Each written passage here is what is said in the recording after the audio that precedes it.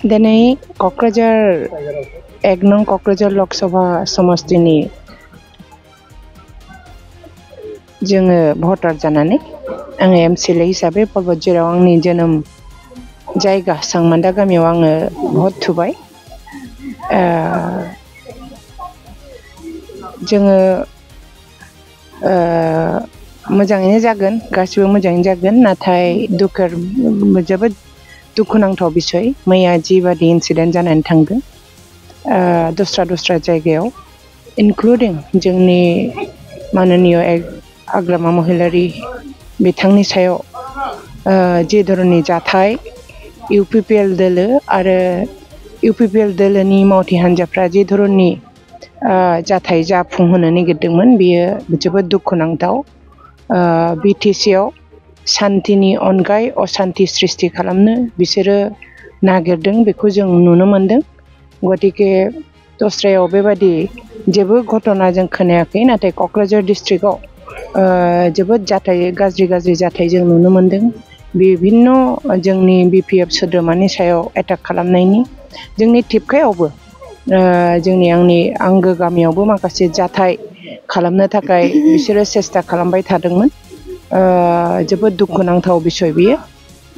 आङो पर्बत जरायाव जेसे हागौ एसे शान्ति प्रतिष्ठा खालामनानै शान्ति भाबै जोङो भट होहोलायनो नागिरदोंमोन, सेस्था खालामदोंमोन, दाबो सेस्थायाव दङ। नाथाय फिसा एसे जाथायखौनो बिसोरो एसकेलेट खालामनानै दिनै सानै टिपकाइ ओनसोलनि सानै सेंग्राफ्रा यां गथ'फ्रा दिनै जेलखानायाव थानानै थांनांदों जानानै फैनांदों। मैया बिथांमोनखौ मैया बेलनिबो पिटिसन खालामहोनानै नंखाय बाथ्रायावनो बिसोरखौ जेराव बिसोर इनभल्भआनो गैया बेखौ मैया जेलाव कर्टआव बिसोरो एपिल खालामनानै बिसोरो बेल मोननायनि उनावबो क'क्राझारनि एडिशनेल एसपि खौ होनानै बिसोरो कर्टआव थिनहरनानै बेलखौ आरोबाव बन्द खालामहोफिननाय जाथाया जोबोद गाज्रि मोनथाव, दुखुनांथाव। गतिके सानै सोद्रोमाखौ दिनै भारतीयखौ दिनै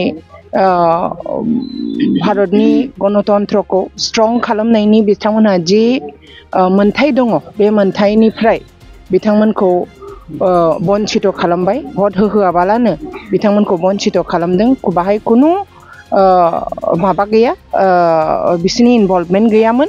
जे जाथायनि थाखाय बिसोरो बे जेल जानांदों बिसोरा बेहाय खुनु इनभल्भ गैयामोन। एकमात्र इउपिपिएल दलनि षड्यन्त्र, जोंनि सरकार थानायाव सोर मानसिया बोरैहाय बख'नो हायो दे बिसोर सानैखौ होनलायलायनानै चेलेन्ज खालामनानै दिनै बिसोरखौ जेलाव सोनानै दोनदों।